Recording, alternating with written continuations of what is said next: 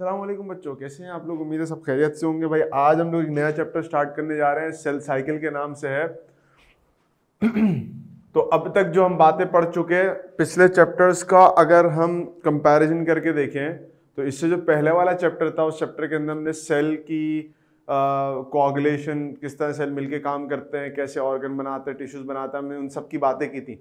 आज हम बात कर रहे हैं कि सेल डिवाइड कैसे करता है, यानी अगर हमने ऑर्गन बनाना, टिश्यू बनाना है तो एक सेल से जो बहुत सारे सेल्स बनेंगे वो किस तरह से बनते हैं हम उसको देखेंगे। बड़ा इंटरेस्टिंग चैप्टर है, बहुत अच्छा चैप्टर है। इसकी अगर आज बेसिक समझ ली अच्छे से तो आपको इंशाल्लाह फिर बहुत सारी बातें आगे के लिए भी क्लियर हो जाएंगी, क्योंकि सेल साइकिल तो पूरी जिंदगी चलती रहती है। नहीं, in whatever field you are going to go उसमें सेल साइकिल का रोल होगा। ठीक है, तो अब इसकी तरह बात कर लेते हैं। अब सेल साइकिल को समझें। दरअसल बात कुछ इस तरह से है कि सेल में पाया जाने वाला सबसे इंपॉर्टेंट स्ट्रक्चर होता है जिसको हम न्यूक्लियस कहते हैं, उसमें है कुछ चीजें, और वो चीजें क्या हैं? वो दो चीजें होती हैं, एक आपका डीएनए होता है और दूसरा आपका क्रोमोसोम होता है। नाउ कुछ चीजें यहाँ क्लियर करना बहुत जरूरी है, क्योंकि वो क्लियर नहीं होंगी तो सेल साइकिल का मकसद समझ में नहीं आएगा। डीएनए और chromosome, what are these two structures? तो सबसे पहले बात कर लेते हैं डीएनए की। देखिए डीएनए जो था वो वॉटसन एंड क्रिक नामी दो हजरात थे, वॉटसन एंड क्रिक, इन दोनों ने डिस्कवर किया था। यानी डिस्कवर क्या किया था, उसकी मॉडल उन्होंने सामने पेश की थी कुछ एक्सरे माइक्रोग्राफ्स के जरिए, और उन्होंने बताया कि भाई इस तरह से एक डीएनए का स्ट्रक्चर होता है। इट्स ट्विस्टेड स्ट्रक्चर जो कि दो different like threads like structure से मिलकर बना हुआ है। Now DNA itself is a polynucleotide. Polynucleotide का मतलब क्या होता है? तो इस बात को अच्छे समझें कि they are two kind of structures, one is a polymer and the other is a monomer. एक पॉलीमर होता है और एक मोनोमर होता है। पॉलीमर कहते हैं जो कि बहुत सारे मल्टीपल यूनिट से मिलके बनता है। Anything that is made up of many different units is known as a polymer. लेकिन अगर कोई चीज आपके पास छोटे छोटे कंपोनेंट से के फॉर्म में मौजूद है, सिंगल यूनिट के फॉर्म में मौजूद है, उसको मोनोमर कहते हैं। Monomer means single unit, polymer means many units of a structure. तो DNA itself is a polymer of nucleotide. Nucleotide is a monomer structure जिससे हमारे पास डीएनए बनता है। ठीक है, in other words we can also call it as a polynucleotide. ठीक हो गया बच्चों? तो ये दो वर्ड्स आपने पढ़े, पता नहीं पहली बार पढ़े कब पढ़े, बट ये आपके पास एक वर्ड है मोनोमर, सिंगल यूनिट स्ट्रक्चर, बहुत सारे मोनोमर्स मिल गए तो पॉलीमर बन गया। और इसी तरीके से डीएनए भी आपके पास क्या है? पॉलीमर है, एक खास किस्म के मॉलिक्यूल का, इसको न्यूक्लियोटाइड कहते हैं। In other words we can call it as polynucleotide. एक हमने टर्म दे दी। अच्छा जी, अब उसके बाद क्या मामला है? अब हमारे पास क्या चीज है कि इसी तरीके से एक दूसरा टर्मिनोलॉजी हम इस चैप्टर में बार बार पढ़ेंगे और तकरीबन आखिर तक पढ़ते रहेंगे। आखिरी लाइन होगी इस चैप्टर की, उसमें भी हम वो चीज पढ़ेंगे, that is chromosome. What is a chromosome? अब क्रोमोसोम के बारे में समझो, एक बहुत इंपॉर्टेंट बात है। वो बात ये है कि ये जो डीएनए है ना हमारा, ये जो डीएनए है ये बहुत बड़ा होता है, सो बिग स्लार्ज होता, बहुत पतला सा है, 20 नैनोमीटर के आसपास, बहुत पतला तो बहुत होता है, but when it comes in length it has a very huge length, बहुत बड़ा होता है ये। इसके बारे में कुछ फन फैक्ट्स आपको इंटरनेट पे मिलते हैं, I don't know they are true और नॉट, बट इनके बारे में सुनने को ही मिलता है कि जब अगर हम अपनी बॉडी के तमाम डीएनए को निकालें, यानी सेल उसके अंदर डीएनए सब निकालें, साइड बाय साइड उनको रखते चले जाएं, तो बॉडी के तमाम सेल्स के तमाम डीएनए को अगर साइड बाय साइड रखा जाए तो आप यहाँ से चांद तक पहुंच सकते हैं। यानी इसकी इतनी लेंथ होती है, इतनी लेंथ होती है, जो इतना सा सुकेड़ के आपके छोटे से सेल के न्यूक्लियस के अंदर रखा हुआ होता है। और एक नहीं, कई सारे, we will talk about it कि कितने सारे डीएनए होते हैं। अब यही डीएनए जो है, जब ये सुकेड़ के कंडेंस करके किसी खास फॉर्म में लाया जाता है तो इसकी दो फॉर्म्स बनती हैं। या तो एक बहुत ही ज्यादा कंडेंस फॉर्म बनती है, बिल्कुल ना टाइट निचोड़ के आपने उसको बंद कर दिया डीएनए को, या एक फॉर्म होती है इसमें आपने इसको हल्का सा खुला छोड़ा हुआ है, तो tight condense and loose condense, तो दो फॉर्म्स बन जाती है। तो यही डीएनए जो इतना बड़ा लंबा डीएनए है उसको हम सुकेड़ के टाइट करके बंद कर देते हैं एक फॉर्म में, that form is known as a chromosome. तो chromosome is nothing except for the fact that it is a highly condense या coiled, whatever word you want to use, form of a DNA. तो DNA ही का इंतहाई condense and coiled form है DNA की। खत्म हो गई बात, एंड दैट इज क्रोमोसोम। तो once you figure it out कि क्रोमोसोम की असल डेफिनेशन क्या होती है, आप बहुत सारे मसाइल से बच जाएंगे, क्योंकि अभी कुछ मसले आने वाले हैं जो बहुत सारे लोग नहीं समझ पाते और ना समझा पाते हैं, और वो अगर प्रॉब्लम वहां अराइज हो गई तो that problem is going to be get mishandled when you be in first year और सेकंड ईयर, अगर आप आगे किसी और फील्ड में आते हैं। तो ये चीज़ें क्लियर करना जरूरी है। तो हमने यहाँ पे दो बातें क्या पढ़ी, हमने कहा कि हमारे पास होता है DNA, this is a DNA, ठीक है, which was like shown to the world through some observations or through some X-ray micrographs by Watson and Crick, and they told us कि दो thread-like structures हैं जो एक दूसरे के साथ हाइड्रोजन बॉन्डिंग से बने में, और वो एक ट्विस्टेड स्ट्रक्चर की फॉर्म में आते हैं, ट्विस्टेड हेलिकल स्ट्रक्चर की फॉर्म में आते हैं। That is known as the DNA. DNA is the basic structure जो कि आपकी इंफॉर्मेशन को स्टोर करता है, एक्सप्रेस करता है, मेरी लेंथ कितनी है, हाइट कितनी है, एक ही बात है, बालों का कलर क्या है, आंखों का कलर क्या है, स्किन का कलर क्या है, सारी चीज़ें डिटर्मिन करता है ये डीएनए जो मुझे मेरे पेरेंट्स से मिलता है। ठीक हो गया। Now DNA itself is a polymer of nucleotide, also known as a polynucleotide, and this particular DNA is very long, and when it gets condensed और coiled it forms a chromosome. तो ये आपके पास क्रोमोसोम बन जाता है। ये दो बातें बड़ी जरूरी है समझना। Always remember this particular line, highly condensed coiled form of a DNA is your chromosome. ठीक हो गई बात, क्लियर हो गई। अब जरा आगे बात लेके चलते हैं। आगे बात क्या लेके चलते हैं भैया, अब समझो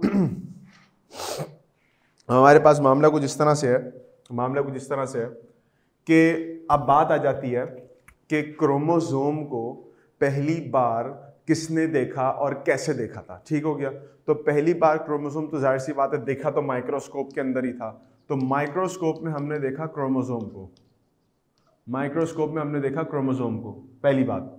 दूसरी बात, Walter Fleming was the guy in 1800s, specifically in 1882, observed chromosomes, और उन्होंने डाई यूज की थी, he used a dye। तो ये तीन बातें थी। on all of these structures, these three things were responsible for the observation of chromosomes. Walter Fleming using a microscope through dye, salamander के लावा की सेल्स उन्होंने स्टडी किए थे। ये भी लिख देता हूं आपके लिए।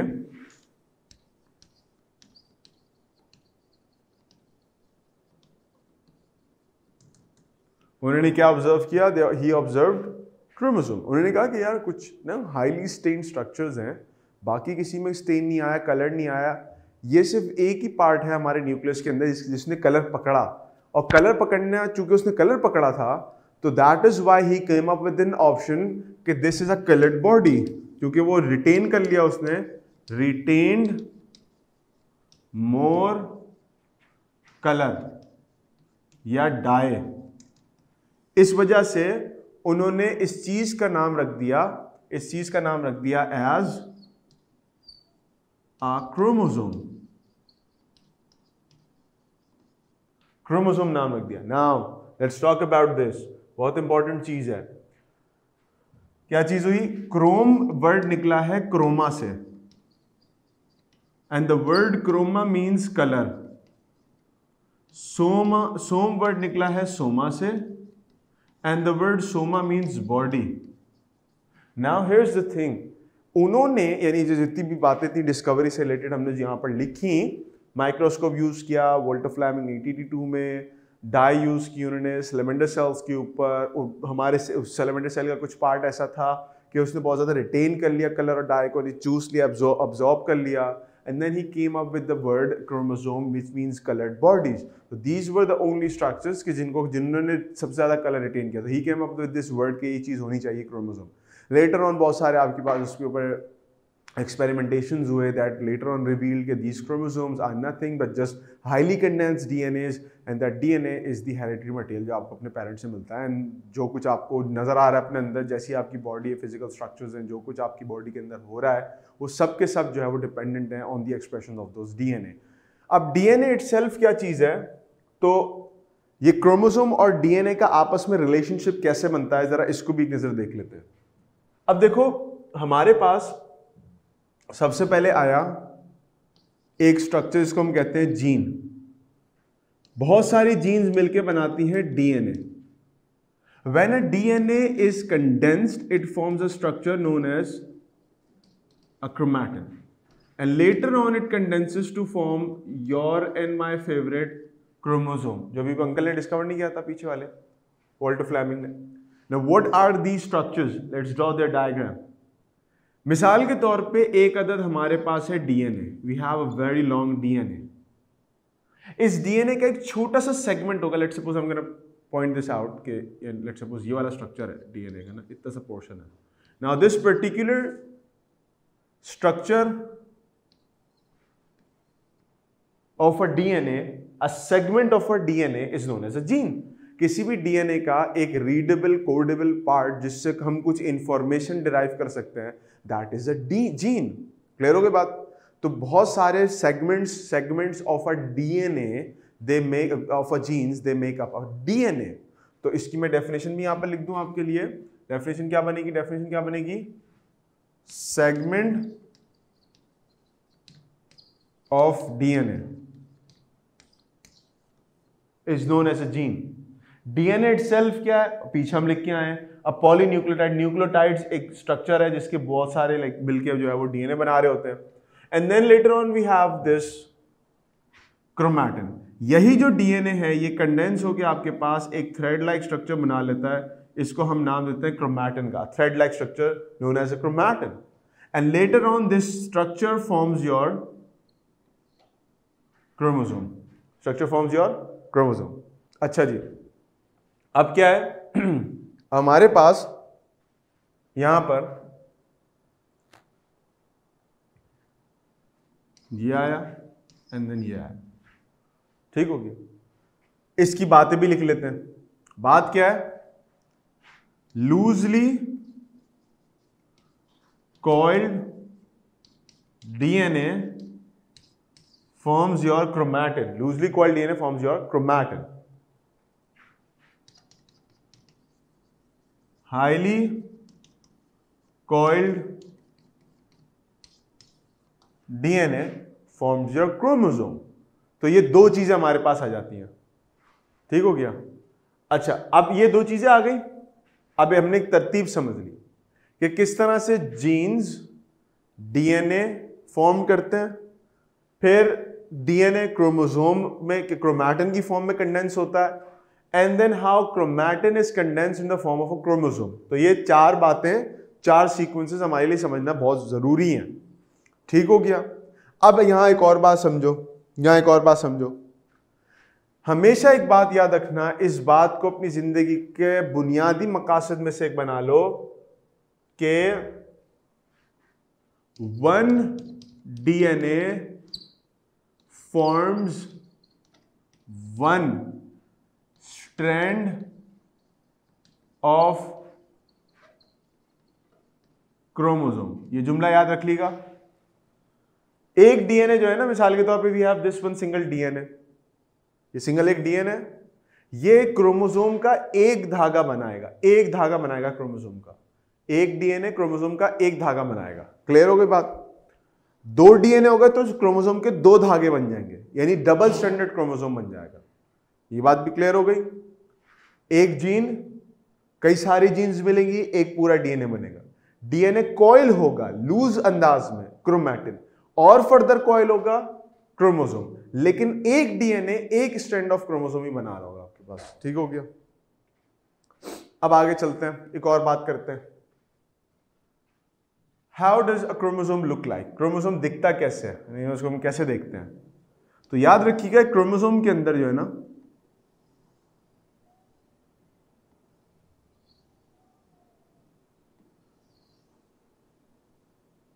ये क्रोमोसोम आपके पास आ गया, ठीक है। अब इस क्रोमोसोम के अंदर कुछ बातें समझने वाली। क्रोमोसोम की खास पर्टिकुलर कॉर्नर्स होते हैं, ये जो मैंने कॉर्नर बनाए हुए यहां पर, ये क्रोमोसोम के कॉर्नर्स हैं, क्रोमोसोम के कॉर्नर्स हो गए।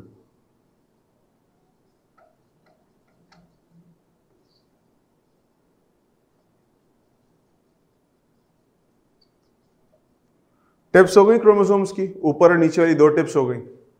इन टिप्स को हम नाम देते हैं टीलोमेयर का। The tips of the chromosome are known as a telomere. ठीक हो गया। यहां पर आपके पास बीच में ये एक दबाव है। दिस दबाव वाला portion is known as the centromere. ये वो जगह है जहां पर 2 स्ट्रैंड्स क्रोमोसोम के आपस में एक दूसरे के साथ मिल रहे होते हैं, मर्ज हो रहे होते हैं। That merging point is known as a centromere. Now the position of a centromere, जहां पर वो मिल रहे हैं एक दूसरे के साथ, वो ऊपर भी हो सकता है, वो नीचे भी हो सकता है, वो बीच में भी हो सकता है। It can be on different locations, but वो सेंट्रोमेयर अपनी जगह पे वो वही नाम कहलाएगा जहां पर 2 डीएनए आपस में आके मिल रहे हैं।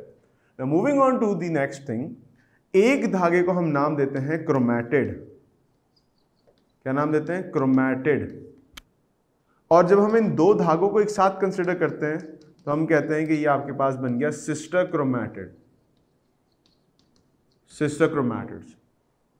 सिंगल धागा इज अ क्रोमैटिड, 2 धागे मिला के is a sister chromatid. Clear हो गई बात? अच्छा, now there are 2 other terminologies that are used to name a chromosome. अब याद रखें एक चीज, अब थोड़ी सी इंटेलेक्चुअल बातें होने लगी, बड़े हो गए आप लोग, तो अब थोड़ी सी इंटेलेक्चुअल बातें भी होंगी ताकि आप जो है वो मुश्किल बातें भी समझ सकें। ये हो गया और एक ये हो गया। These are 2 chromosomes. ओके, ये दोनों क्या है? ये दोनों क्रोमोसोम्स ही हैं। क्रोमोसोम की डेफिनेशन पहले हमने क्या एस्टेब्लिश की? हमने कहा a highly condensed DNA is known as a chromosome. तो एक हाईली कंडेंस्ड डीएनए इसमें भी है और ये भी हाईली कंडेंस्ड डीएनए से मिलकर बना हुआ। नाउ द डिफरेंस इज कि यहां पर 2 स्ट्रैंड्स हैं और यहां पर एक स्ट्रैंड है। जब हमारे पास 2 स्ट्रैंड्स होते हैं तब भी हम उसको क्रोमोसोम ही कहते हैं, और जब एक स्ट्रैंड होगा तब भी क्रोमोसोम ही कहते हैं। कुछ लोग उसको क्रोमैटिड का नाम दे देते हैं, but that definition doesn't change. कौन सी definition? Highly condensed DNA is known as a chromosome. So आजकल अब नए वर्ड्स यूज होते हैं, और वो नए वर्ड्स क्या यूज होते हैं? For a single strand we use the word monad, and for double strand we use the word either this, dyad, और हम स्पेलिंग कैसे लिखते हैं? DIAD। You can use any of the word. बात वही है, 2 धागों वाला एक क्रोमोसोम या एक धागे वाला एक chromosome. Why are we calling this? Because we know the number of strand do not represents the definition of a chromosome or the structure of a chromosome. The coagulation, the condensation or coiling of DNA do represents कि ये आपके पास chromosome है या नहीं है। मेरी बात समझे यहाँ पर? तो ये आपके पास एक मेजर फर्क हो गया दोनों चीजों में। अब ये तो बातें हो गई आपके पास dyads and monads. You can call it a chromatid if you want, but it doesn't change the fact this is also chromosome because it is a highly condensed DNA. Clear हो गई बात? इसमें कितने डीएनए होंगे? 2। इसमें कितने DNA होंगे? 2। इसमें कितना डीएनए होगा? 1। पीछे हम लाइन लिख के आए थे ऊपर, a single DNA coils to form a single strand of a chromosome. तो अगर यहां की बात की जाए तो यहां पर आपके पास 2 डीएनए हैं, 2 डीएनए हैं, 2 डीएनए 2 स्ट्रैंड्स मिलकर बना रहे होते हैं। ठीक हो गई बात? अच्छा, अब आ जाते हैं हम लोग के सेंट्रोमेयर की पोजीशन की बेसिस पे किस तरह से हम क्रोमोसोम्स को मुख्तलिफ नाम दे रहे होते हैं। तो अब समझिए इस बात को। मिसाल के तौर पे I have this chromosome, I have, ये क्रोमोसोम आ गया हमारे पास, ये आ गया, and then we have this. Now if you can look at this, तो इसमें आप में थोड़ा बहुत फर्क नजर आ रहा है। फर्क क्या है कि for example this is centre, तो सेंटर ऊपर की तरफ शिफ्ट होता जा रहा है हर तस्वीर के अंदर। अल्टीमेटली सेंटर बिल्कुल टिप पे पहुंच गया था। तो ये कौन सेंटर कौन है? सेंट्रोमेयर है। तो सेंट्रोमेयर जो है वो पहले बीच में था, फिर थोड़ा सा ऊपर खिसका, फिर थोड़ा सा और ऊपर खिसका, फिर बिल्कुल टिप पे पहुंच गया। तो this is actually known as what? ये आपके पास नाम कहलाता है मेटासेंट्रिक, ये कहलाता है सब मेटासेंट्रिक, ये आपके पास कहलाता है एक्रोसेंट्रिक, और ये आपके पास कहलाता है टीलोसेंट्रिक। टीलो कहते हैं टिप को, टीलो में नाम लिखा भी यहां पर, टीलो कहते हैं टिप्स को। क्रोमोसोम की टिप्स को टीलो कहते हैं, टीलोमेयर, टीलो। तो telocentric mean centromere is at the metacentric centre में, सब metacentric somewhere in the centre, acrocentric means top पे, एंटीलोसेंट्रिक मींस बिल्कुल टिप पे मौजूद है, सेंट्रोमियर जो बीच वाला था। तो ये पोजीशन चेंज कर सकता है। तो हमने यहाँ पर दो बातें पढ़ी इस वक्त। हमने दो बातें कौन कौन सी पढ़ी? हमने पहली बात कही कि हमारे पास क्रोमोसोम का जर्नल स्ट्रक्चर ऐसा होता है, इसमें ये कंपोनेंट्स हैं।